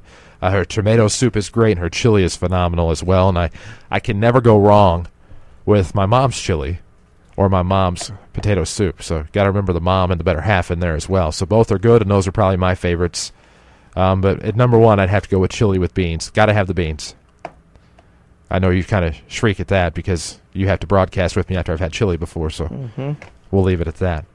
Plenty to come here on the Saturday Sports Show. Still Jason Karnes, Herrin Tigers head coach, to join us. His team last night, 31-28 winners over the Murfreesboro Red Devils. They are now 3-4 on the season and must win their final 2 if they want to have any hopes of postseason play this year. Can they do it? We'll find out when we talk to Jason Karnes, head coach of the Herrin Tigers. This is the Saturday Sports Show presented by Crossroads Community Hospital. It's more than a hospital. It's what health care should be. Back after these. When an emergency happens, time is everything, and you don't want to spend that time in a waiting room. So choose Crossroads Community Hospital with our 30 minutes or less ER service pledge. The entire team is committed to working diligently to have you initially seen by a physician, physician assistant, or nurse practitioner within 30 minutes of your arrival. When minutes matter, choose the ER that doesn't waste time. Choose Crossroads Community Hospital. Visit crossroadscommunityhospital.com/faster to learn more. If you are experiencing a medical emergency, call 911. America is a nation on wheels. Everyone has at least one automobile. We use them for shopping, work, everything we do. But they can be a threat. Some accidents can't be prevented. Your professional Pekin Insurance Agency, Page Insurance on Crown View in Mount Vernon, can help protect you from a large financial loss when an accident happens. Call Page Insurance today at 242-7000 about low-cost auto insurance from Pekin Insurance. Ask them about the many money-saving discounts that are available. Depend on your hometown professionals. Pekin Insurance. Southern Illinois has a new home for the Dan Patrick Show. Jim Rome and Fox Sports Radio. The new 1300, The Fan. I like that. Dan Patrick. I don't think it's good for the sport for Tiger to lose. You know when he's back? When he's holding a trophy from a major. Sports talk, fueled by fans. Hey, golf guy, let me give you a piece of advice. Here One thing you never, ever want to say. I never play this badly. The new 1300 The Fan. Another Withers broadcasting station. Online at 1300thefan.com.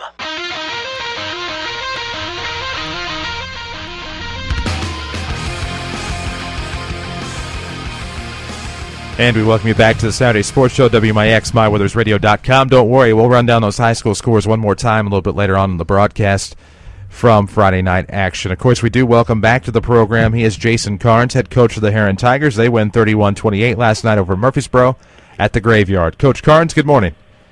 Morning. How are you doing, guys? You know, doing pretty good. You got a big win last night at home over a conference foe in Murfreesboro. Eked it out 31-28, but a good win to kind of get things back on track.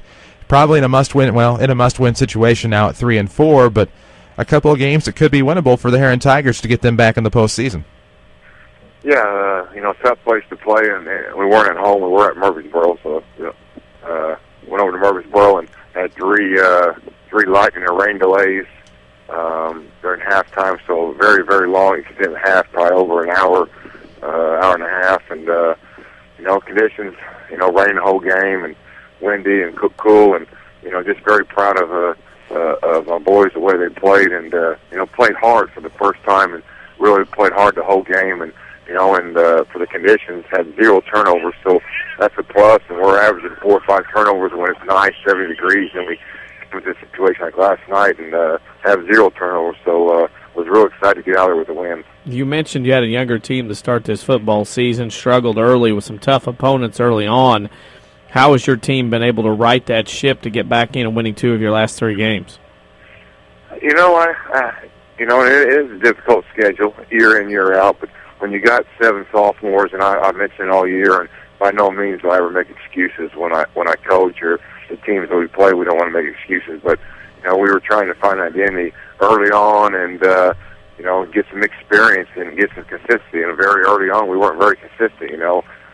The Carbondale game, a couple of things happened in week 2, and just domino effect, like snowball effect on kids. They know how to respond, and they're just maturing each week. And I think they know what's at stake, and we've just talked about it. Our playoffs started last night, and it's one game at a time. But if we get an opportunity to win these next 3 games, then you got an opportunity at least to get your name called on Saturday, the playoff pairings, or you don't, one or the other. But at least we just want the opportunity. But it's backs are against the wall, but our kids are improving, and the future looks bright for us.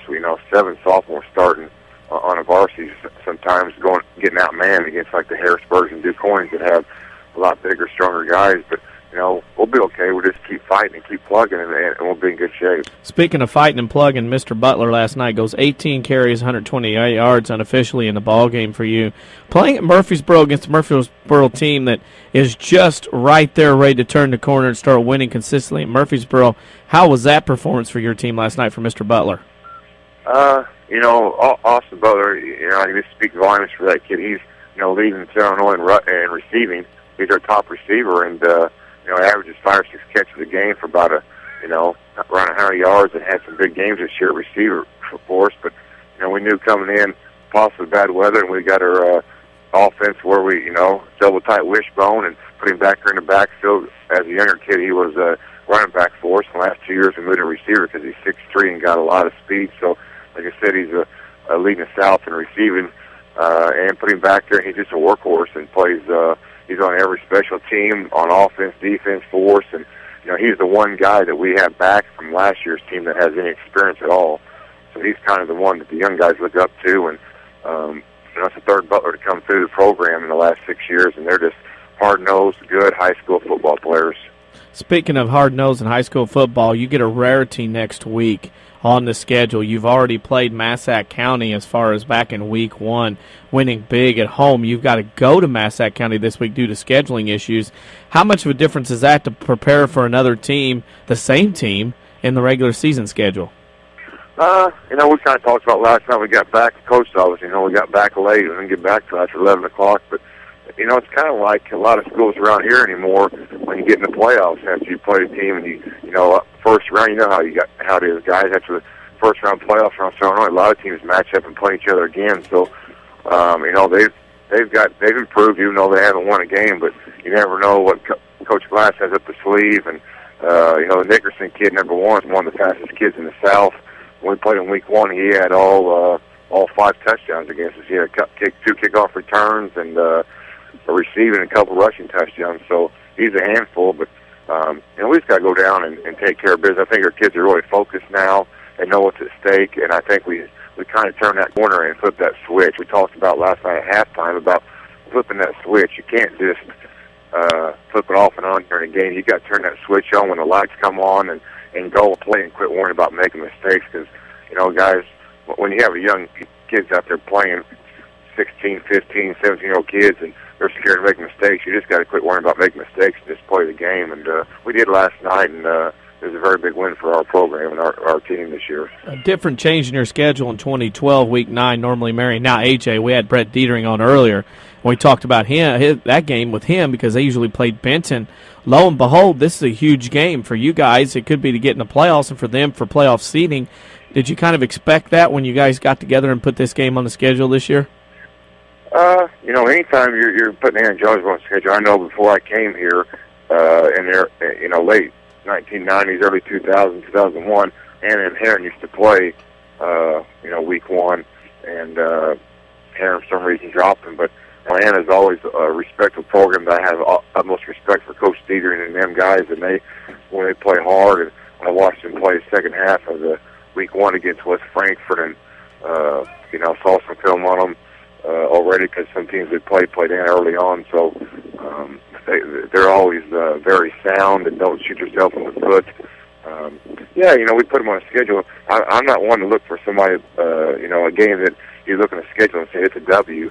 We put them on a schedule for a reason because, it's a very good program the last 8 or 10 years. Look at the record. So it's a game that, year in, year out. Hopefully it's going to be, kind of get a traditional rival going. But, that's what we want, Danny, is to be 4-4 going into Week 9 and give an opportunity to at least, the senior night and the kids to be pumped up and hopefully, pull off of it and be 5-4 and get a chance to get in the playoffs. But you never know. We just want that opportunity, but we're concentrating, focused on Massac County right now. Coach, you know it's coming. It's the off-the-wall question we ask every time. It's the WMIX Sports Social Media Question of the Week. It's cold now, at least it was last night and rainy. Some people like to warm up with coffee or tea. Some people like to warm up with food, usually a soup or a chili or maybe a stew. What is your favorite soup? Favorite soup? Pat Karnes' potato soup. Very nice. Good choice. Very nice. I'd ask about Michigan football, but you already know I've pretty well been disappointed with that so far this year. Yeah. You knew my man went up to that Michigan-Notre Dame game, right? Yeah, he was texting me, look for this, and then I was watching, he was there, and then the main man, we've not talked much since. Yeah, I've talked to him often. How about the seats? Like I said, he's sitting in the top 10 rows at the very top of the thing, and a couple of students come up and ask him if he wanted to switch, and they got to sit down on the field in the third row of the bleachers in the end zone. Yeah, and he told me what he was wearing. He looked like a sore thumb standing out, and I'm sure he probably had to get out of there with some protection, of course, after losing.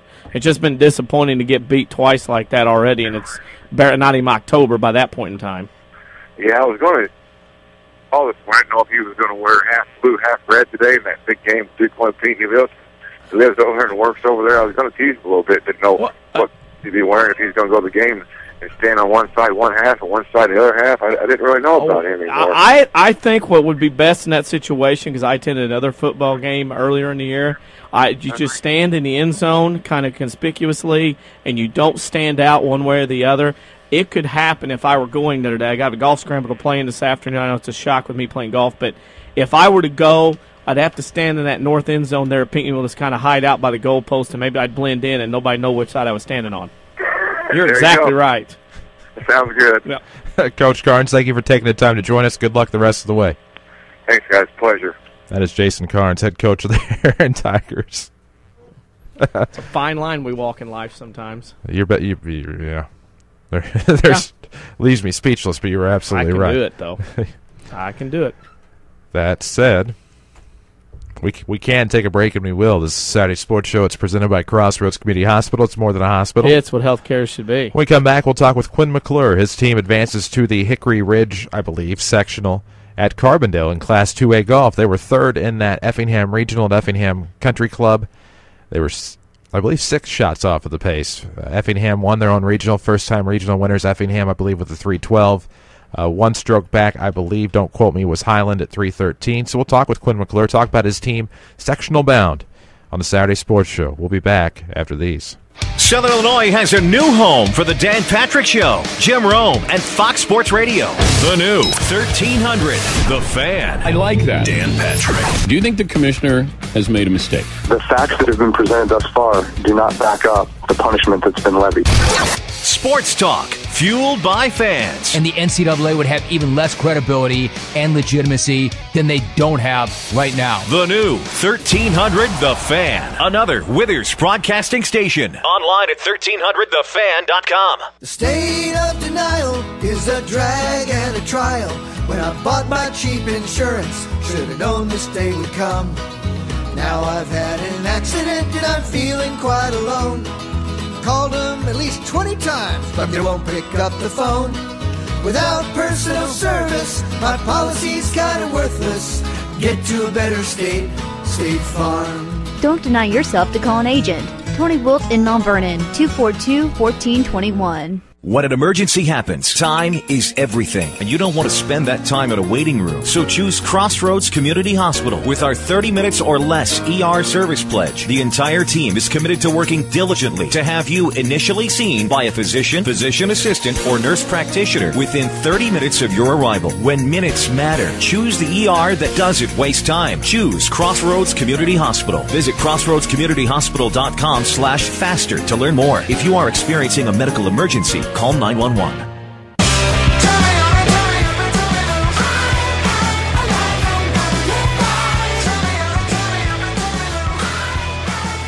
And we welcome you back to the Saturday Sports Show, WMIX, MyWithersRadio.com. Glad to have you with us. Follow us on Twitter at WMIX Sports. You can also find us on Facebook. We welcome to the program now Quinn McClure, golf coach at Mount Vernon Township High School. His team is sectional bound. They finished third in the Effingham Regional. Coach, congratulations and good morning.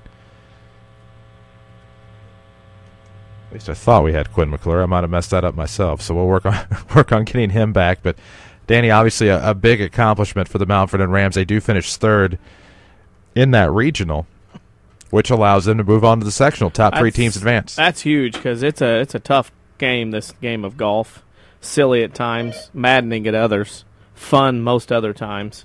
But good to see Mount Vernon advance and do those things and go to the sectional on Monday at Hickory Ridge. I'm about 90% certain now we do have Quinn McClure. Coach, good morning. Good morning. You know, congratulations. You probably missed most of what I said because I did not transfer you properly, but the Rams finished third in that Effingham Regional, qualifies them as a team for the sectional down at Hickory Ridge and Carbondale, and that is a great accomplishment for the Rams golf team this year. Yeah, we had, I'm just listening to you guys earlier, listening to all the football weather that's been going on the last, I talked to Jared yesterday. I said, you'd probably like to have Friday night where you don't have rain, wouldn't you?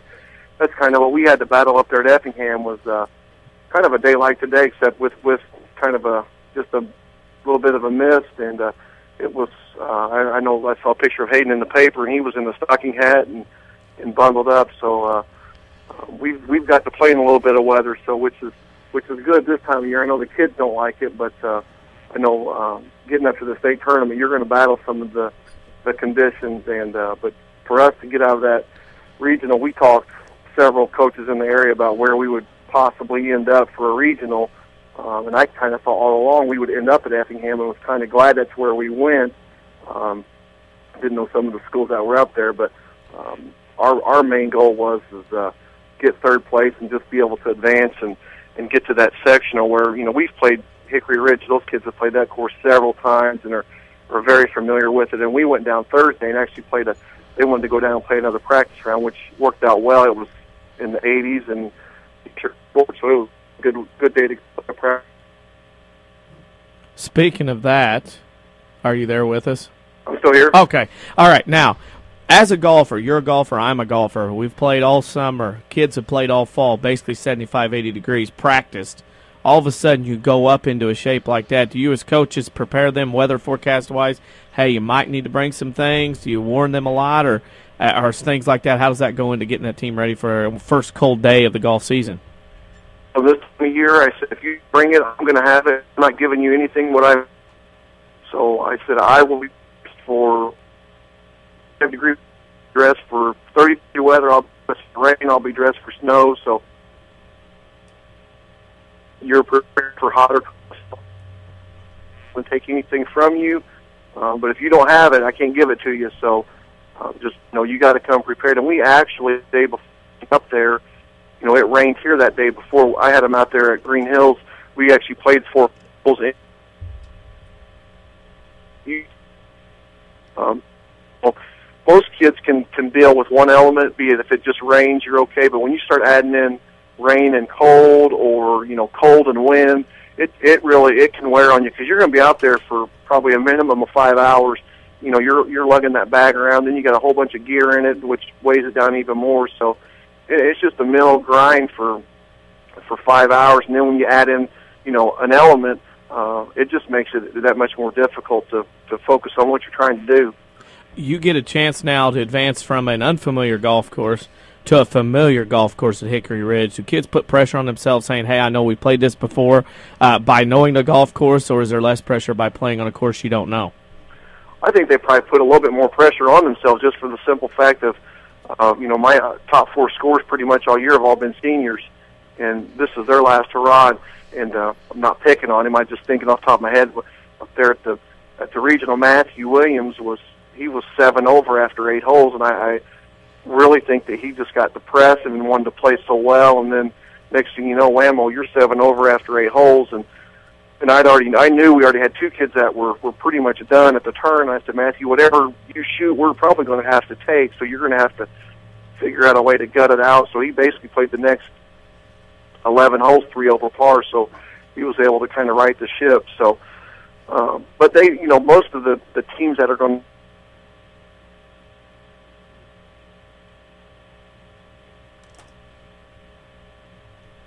I think we lost Quinn McClure there. Cell phones today have not been functioning very well. I can't even tweet on my phone unless I connect to the Wi-Fi. Silly things going on. I'm hoping it means good things for many of us in terms of LTE land. So hopefully that'll bode well for us. But area golfers, yeah, we got to go over. Obviously, Mount Vernon's a team. Boys going to the Hickory Ridge sectional, Hickory Ridge and Carbondale. Boys 1A.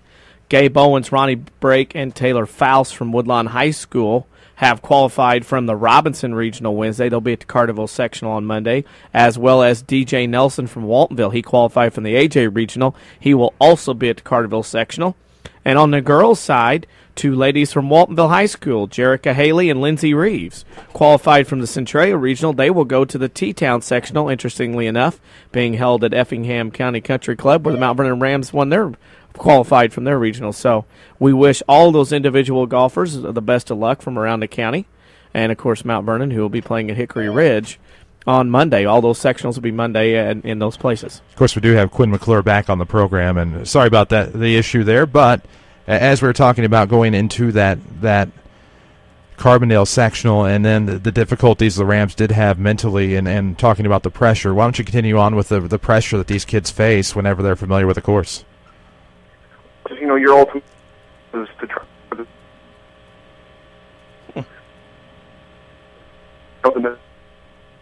well, on these darn cell phones, I think we lost them again. But sometimes that'll happen. I guess what we can do now is run down the high school football scores from last night. We're a little bit past 45 minutes, but that's okay. We'll run them down again. Oh, let's see here. Such an interesting night last night in high school football. Of course, game you heard here on WMIX 9:40 a.m. Mount Vernon lost to Koki at home 20-0.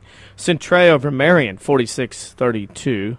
Rashad Campbell had 5 touchdowns. Altoff over Carbondale 29-0. River to River, Benton over Massac County 33-7. Harrisburg over West Frankfort 39-6, and Herrin over Murphy 31-28. AJ shut out Nashville 42-0, and Carterville beat Sparta 54-20. Quoin leading 14-0 over Pinckneyville at the end of 1 will finish their game this afternoon at 1 o'clock at Pinckneyville. Black Diamond Conference, SVWW beat Carmi 20-6. Chester over El Dorado 51-13. Alvarado Trico beat Hamilton County 22-6. Johnston City beat Fairfield 20-18. And CZR is at Vienna today at 1 p.m. You can find those scores and scores from all the conferences at Touch Our Region and Mount Vernon done neatly and nicely at facebook.com/WMIX Sports, as we have done that for basically all season so far. Is this another try? I think we have him maybe on a All little right. bit better connection this time. And, Coach, I assume you're with us again? I'm back. There we go. We like that. But, of course, we were talking about the pressure. I've given up on the cell phone. Okay. Well, and I think they're making some upgrades or something, and so I haven't been able to really even send a text message this morning unless it's been over Wi-Fi to somebody in studio here, so it's been crazy. But we were talking about the pressure and how much pressure is on, especially some of your seniors, and you're talking about how Matthew Williams was a little down, but it did finish nicely with an 82 and whatnot, and having to take his score. But you explain a little bit more about the pressure that can go into being familiar with the course and it being a senior. Well, it's just, I don't know if you heard this or not, but the ultimate goal now is, we've got out of the regional, and now you just want to, if you can get to that state tournament. I know those 4 seniors, that's probably been one of their goals all along, is to get up there as a team, and if not as a team, at least get 1 or 2 of them up there as individuals just to get to that state tournament. So, and like we talked about, they've been on this golf course several times, so when we played our practice round, it's hard for me to tell them, hey, don't keep score, just go out and play. Well, most of them kept score, and the atmosphere Thursdays are really light, just kind of have fun and relax. And of course, now when we get to Monday, it'll be a whole different ball game. It's the tournament, and our pace of play will be, we played 18 holes in about 3.5 hours, and then we're going to back up to about a 5.5 hour round now. So, one bad shot, you got to sit and think about it for a while, whereas when we're in carts and playing in threesomes, and things happen a lot quicker. So, but I know it's just anybody that's played golf, when you're playing by yourself, it's a whole different mindset and feeling the nerves than when you're in a tournament when you got a lot on the line.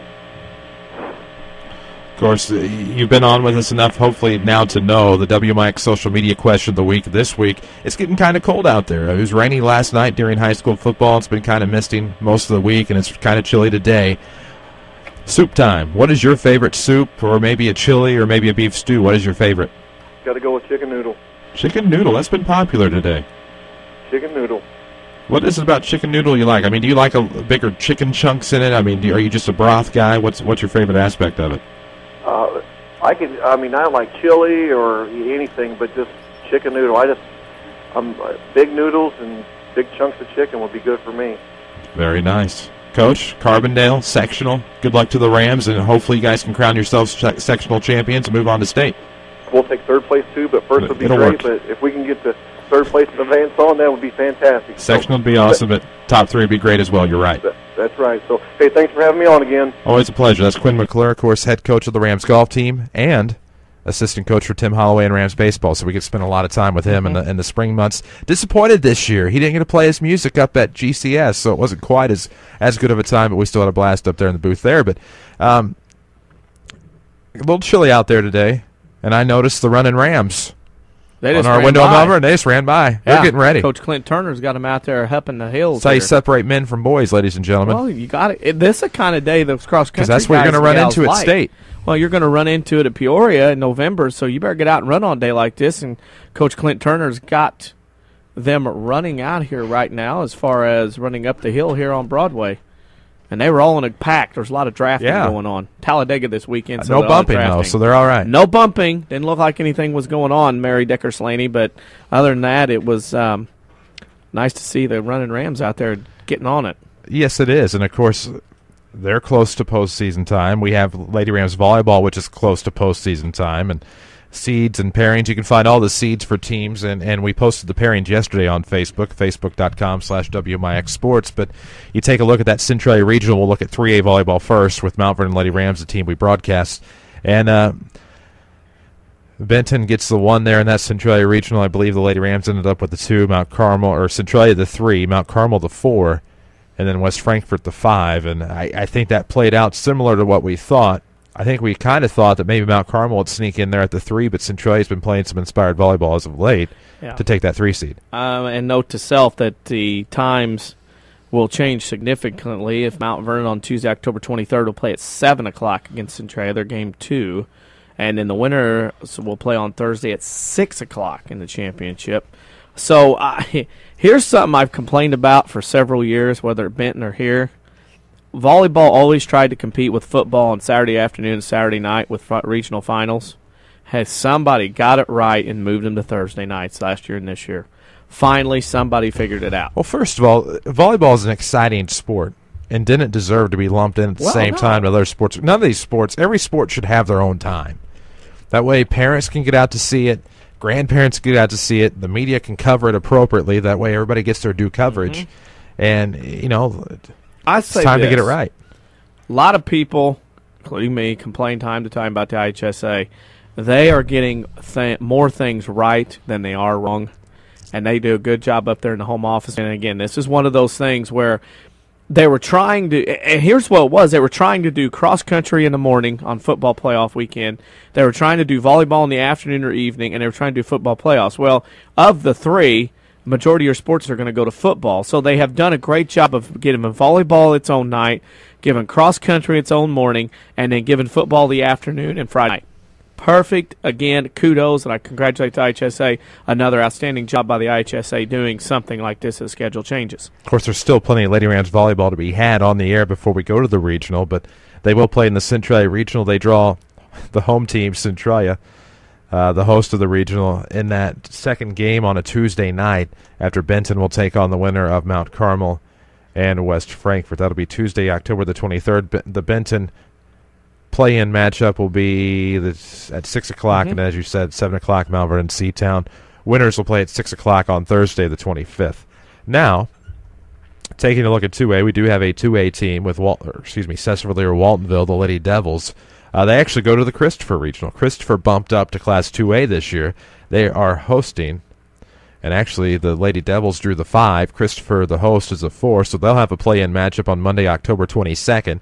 The 23rd, number 1 Sparta gets the winner of that Christopher SVW 148 battle there. And then number 2 Pinckneyville plays number 3 Quoin. The winners of those two semis get together at 6 o'clock on Thursday the 25th.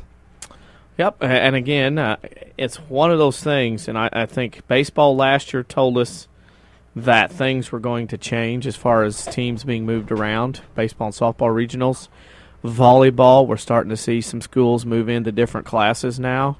I think next summer you're going to see some other teams move up with this even amount divided up of the 25. So, again, very interesting. And then, of course, Class 1A is the same way. Well, it is, and, for us, we can pretty well primarily focus on that Wayne City 1A regional because that's where most of the W's ended up.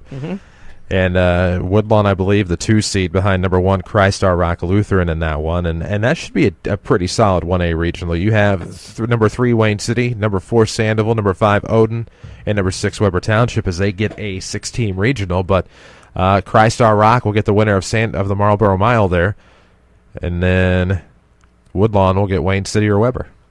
And that's, again, like you said, Mount Vernon plays Wayne City, Weber, and Woodlawn on the schedule. So we have seen several of those teams. And, again, it's a very tough regional. That's a tough regional. CORL is starting to make a name for themselves, most definitely in volleyball and in sports in general, especially on the girls' side here early in their tenure. And I would think that, again, you come out of that regional, you got to feel pretty good about doing something sectional-wise.